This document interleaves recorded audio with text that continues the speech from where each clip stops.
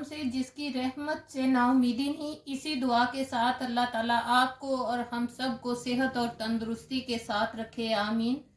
آج کی ریسپی کا آغاز کرتے ہیں بلوچی سیلڈ، جو کہ بہت ہی مزے کا بنتا ہے۔ اس کے اجزاء یہ ہیں: ایک ہاف بول کھیرا لے لیجئے اور اس کو سلائسز میں کاٹ لیجئے۔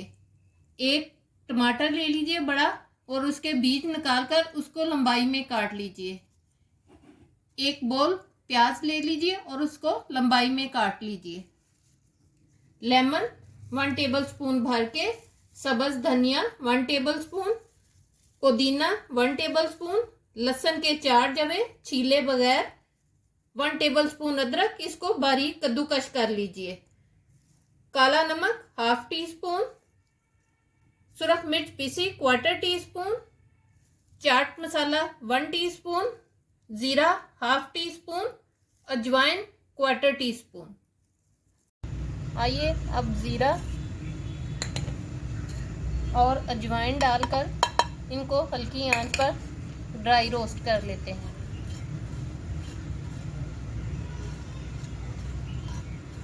اب چولہے پر یہ جالی کر کے، کوئی بھی آپ جالی لے کر اس پر لہسن کے جوے ڈال کر ان کو روسٹ کر لیجیے چولہے پر، تاکہ ان کا چھلکا بھی اچھی طرح جل جائے۔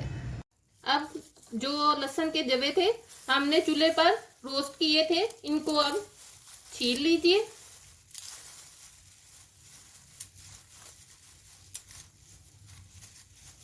چھیلنے کے بعد ان کو اس طرح کے چھوٹے چھوٹے سلائسز میں کاٹ لیجیے۔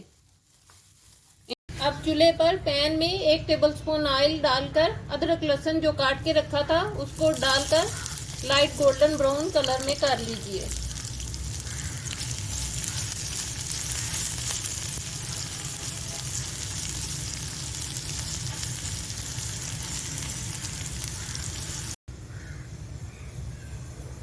لائٹ گولڈن براؤن کلر میں کر لینے کے بعد آئل کو میں نے ایک سائڈ پہ کر دیا ہے۔ اب ان کو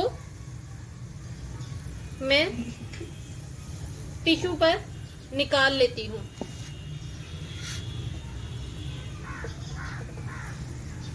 تاکہ ان کا ایکسس آئل جو ہے نا وہ ٹیشو میں جذب ہو جائے گا۔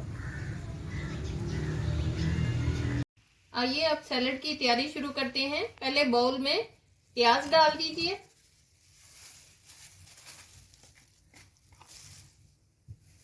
اب اس کے بعد اس میں کھیرا ڈال دیجیے،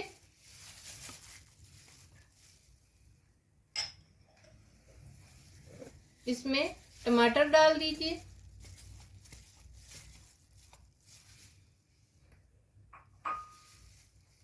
اب اس کے بعد ادرک اور لہسن جو فرائی کیا تھا وہ ڈال دیجیے، کالا نمک ڈال دیجیے،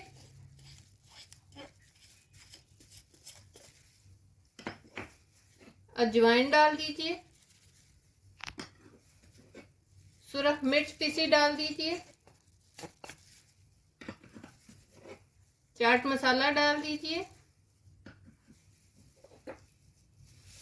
زیرہ جو بھنا ہوا تھا ہاتھ پہ لے کر اس کو کرش کر کے ڈال دیجیے، ساتھ میں دھنیا ڈال دیجیے اور پودینے کے پتے ہاتھ سے توڑ کر ڈال دیجیے۔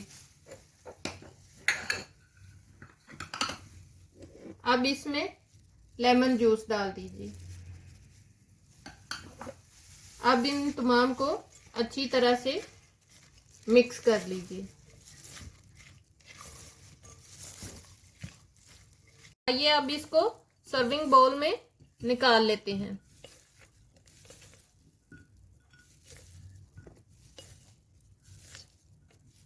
انتہائی مزے کا بلوچی سیلڈ تیار ہے۔ اسی کے ساتھ میرے چینل کو لائک کیجیے، سبسکرائب کیجیے اور شیئر کرنا نہ بھولیے۔ دعاؤں میں یاد رکھیے۔ اللہ حافظ۔